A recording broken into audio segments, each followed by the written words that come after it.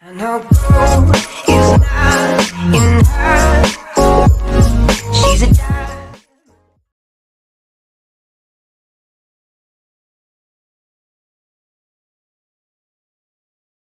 So this is going to be a short video on getting yourself ready for meditation, and in the video that follows this I will do a very quick guided meditation for 10 minutes, one that will help build your relationship with your scene. So the problems that we find during meditation are the losing focus of the mind, a discipline that I had to really create early on and get myself in the right place. My mind is very busy, and so I realised that I couldn't do these 30, 40, 50, 60 minute long meditations without losing the ability to stay focused there. And so I had to find mechanics within my mediumship to hold that area there. And so just a few tips that while we're going through this, adjusting yourself for the meditation or trying to get yourself in a place, these are just some tips that I used with my meditation, which I think a lot of them forget to do. So that's why I'm introducing this video for the beginners to get that discipline early on.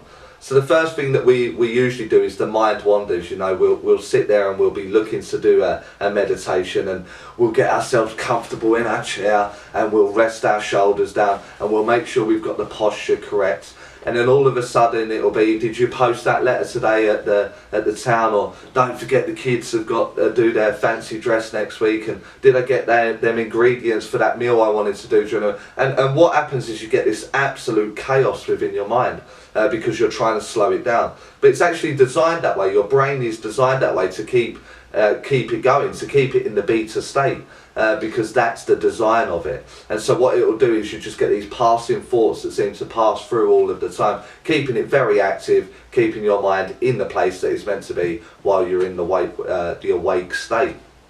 But actually what we're trying to do is develop this transition from the beta state, the everyday moment, and go into the alpha and theta state. Now ideally meditation is going to be best in between the alpha and the theta state, and dependent on how your mind works, it will be dependent on how near the theta or the alpha that you go. So we require the altered state. And so what we do is we take these breaths, we get this very rhythmic way to our body, and it's 4 or 5 seconds on the rhythm. So it'll be focused on the deep breath in, 1, 2, 3, 4, then focus on the out. And what happens with these guided meditations is we're maybe putting too much thought into where we're going, into what we need to be listening to, and is my body in the right place, and is my posture correct? And that's what happens, our mind gets thrown.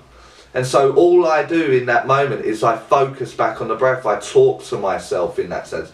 You're focusing on your in breath, and now you're focusing on your out breath. And I will just keep this talking to myself going, and I will say it to myself in my mind. You are focusing on the deep breath in, and you are focusing on the deep breath out. And what I'm doing there is I'm stopping the other chaos from happening. I'm creating a chaos, but it's a very simple mechanic to hold me in one area rather than fire the mind off in all areas. And then gradually, as I got used to doing that, I found that I actually like this relaxed state, and I actually like doing that, and I found that I don't need to talk to myself so much. And so what I was doing was maybe trying to be too aware of hearing my spirit team, trying to listen clairaudiently, wanting it all so quickly and wanting it all so much in a very short space of time. We're looking for shortcuts all the time, when in actual fact there is actually no shortcut, and the rituals just add time to it.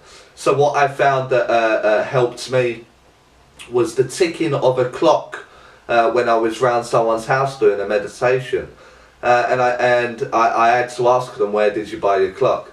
And it was because it was one of those very loud ticking ones, you know, you would hear it if there was a bit of silence in the room.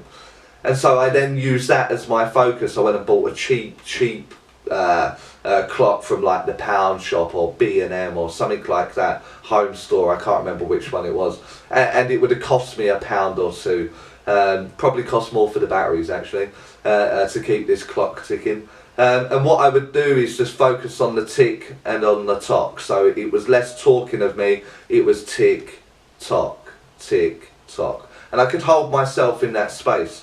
And what happens is you get caught up in the mechanics. Not many people understand what mechanic they're in. You've got the meditation state, which I've explained before, is actually a journey of the mind. And so you're going through like a guided meditation. You need to go to a meadow or a bench or a lake or the seaside or something like that. And so you're very active, just sitting in your power, your own energy, and your spirit team's energy. Sitting in your power is like plugging into the spirit world but not using the energy, which is going to be much near the theta state. And so just the tick or the tock being your only focus will help you to achieve that. And by sitting in that energy, you will build a bigger reservoir. You'll be able to hold it longer. You'll be able to hold that energy for a longer period of time. Like going to a gym where you can't lift 100 keys straight off. You've got to start off at 50 kilos, then 60, then 70, then 80. And over a number of months, you're benching 100 key just like you was benching 50 key in the original state. And so what you're doing is building this reservoir of spiritual energy. So our focus today is keeping focus on track for the guided meditations. There's many out there that you can use. And I just wanted to give you a very simple one. Not too much detail, not too much restriction on what we're doing or what you have to see or what you have to do. Giving this blank canvas almost, but a set scene for you to do. And that will be in the next video for you to be able to use, and feel free to alter or change it in any way that you can. As I said, very simple. And this is a very good practice for meeting someone from the spirit world that's going to help you. There is no fear, there's nothing to be scared of there. So it's one of those comfortable, fulfilling experiences. So I hope you've enjoyed this video, and I hope you enjoyed the next one that I'll post up. Thanks for listening. And I'll go